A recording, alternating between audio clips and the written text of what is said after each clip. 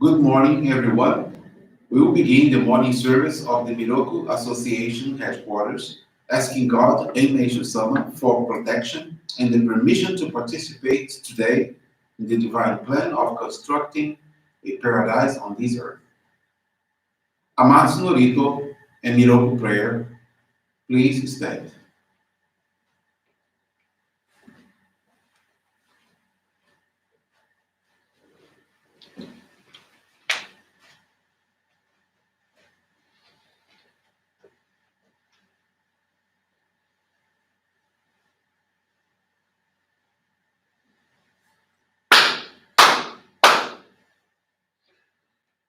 高天原に住まります。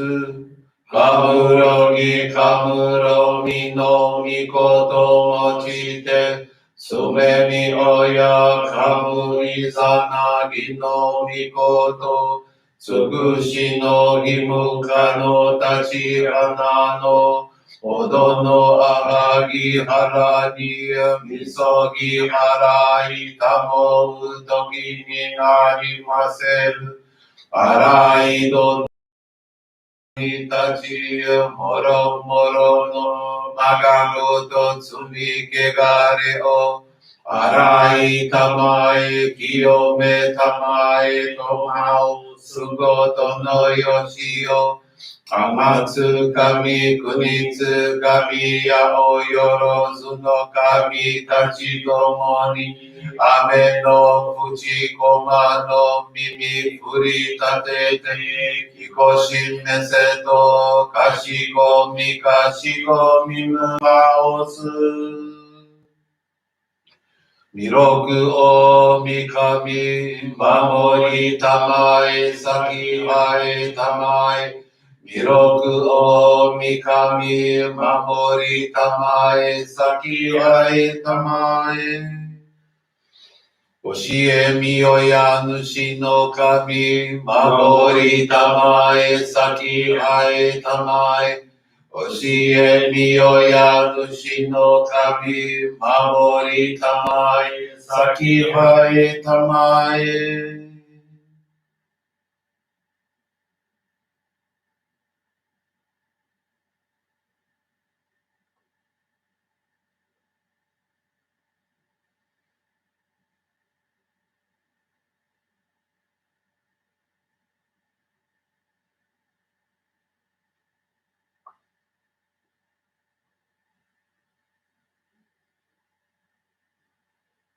かんながらたまちはえませ。かんながらたまちはえませ。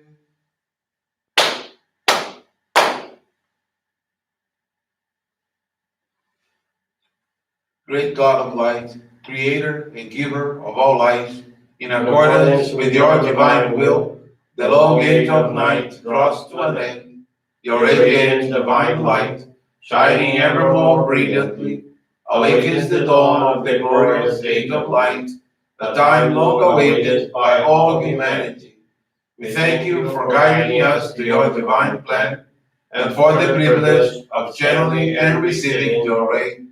May our spirits and bodies be illuminated and purified as we live your truth given to us by Mieshu-sama. Make us pure and effective instruments of your divine light, so that we may serve you and all those with whom we come in contact.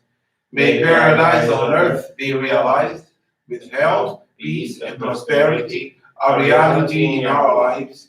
Great God of light, bless and protect us, radiate our souls with your divine light, so that we may truly become instruments of your great plan.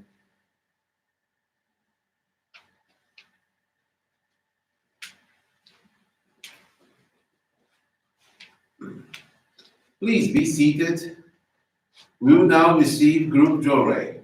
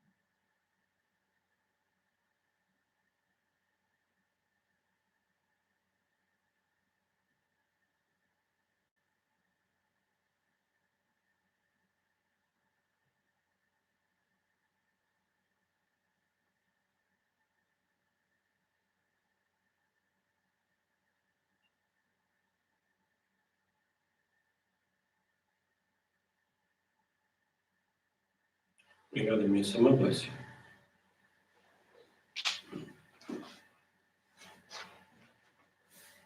Johrei is now concluded. We will now listen to a reading from Mieshu-sama's teachings.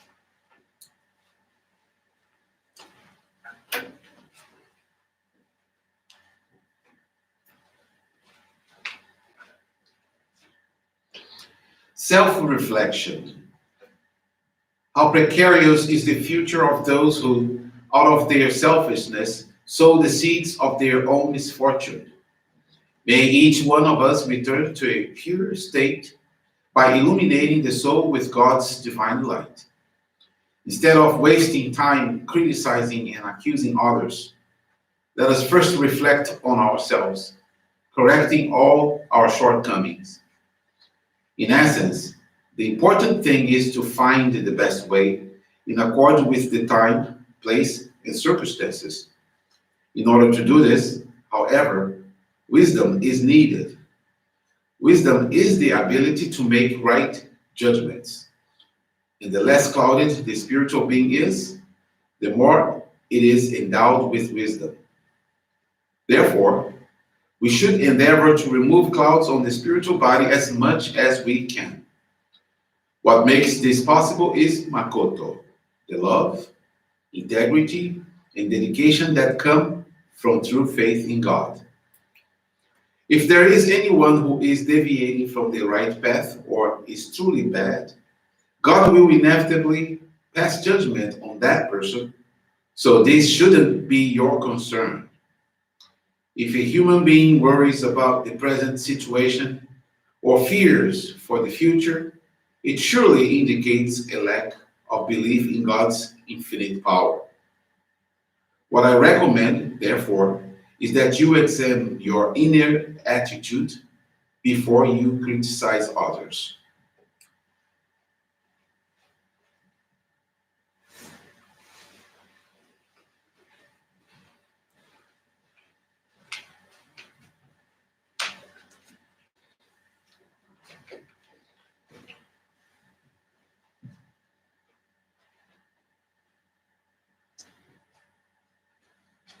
Good morning, everyone. Thank you for joining this morning service of the Miroku Association headquarters. Mieshu-sama talks about not making judgments and criticizing others. Regarding this, I would like to share a faith experience from Maria do Socorro Salles. She's from Minas Gerais, Brazil, and this was shared on August 17, 2020, last year. I live with two daughters and two grandchildren. I was in constant conflict with my youngest daughter, as she raised her son in a way that I did not agree with. I wanted her to follow my advice and impose my concepts of right and wrong on her. With the world purification of COVID-19, social distancing was encouraged and in some places enforced. Therefore, we tried to follow the authorities' regulations and spent our days without leaving home. I began watching our online services, which brought me calm and hope in a phase of collective unrest. By listening to the minister's guidance, I reflected on the meaning of the purification I had been experiencing with my daughter and realized that I needed to have a change within me.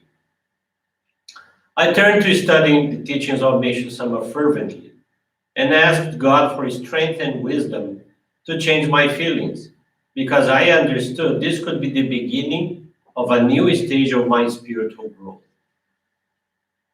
From then on, I decided not to judge or criticize my daughter, but to increase my love for her and accept her way of educating her son. I started to invite her to attend the online services with me and to channel Johrei to her more often. I could then free myself from a negative feeling that had consumed me for a long, long time. I gathered courage, and without any sense of pride or vanity, I opened my heart and told my daughter what had changed inside me. Then I asked for forgiveness for my wrong attitudes and behavior. We are now totally reconciled, have calm conversations, and are living our days in peace and harmony. I learned that in order to help fulfilling the mission of constructing paradise on earth, I need to cleanse my spirit from the habit of being critical, judgmental, and presumptuous. I start to see the quarantine as a means of creating paradise in my heart, for then to have this paradise expanded to my family and eventually visualizing light being expanded around the whole world. I commit myself to dedicate furthermore to the salvation of many people and to manifest true love for others.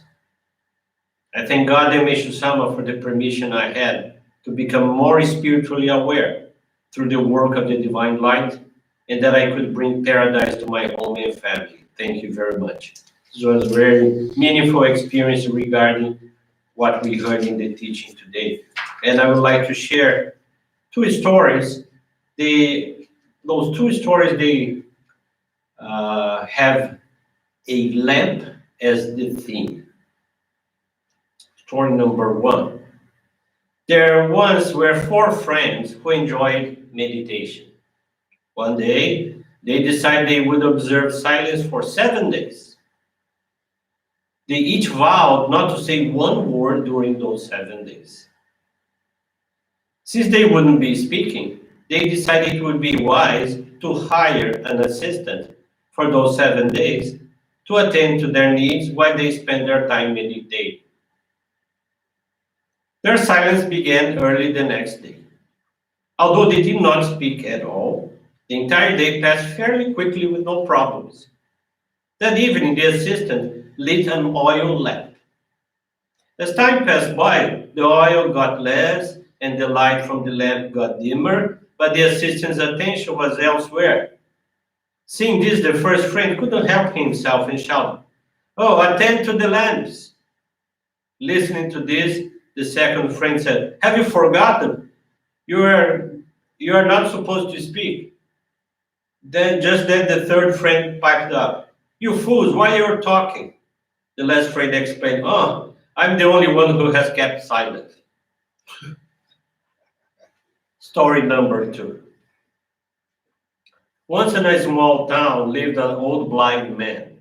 He was blind, yet while walking out at night, he would carry a lighted lamp with him. One night, while he was out of his house, a group of young travelers saw him. After seeing him, they realized that he was blind.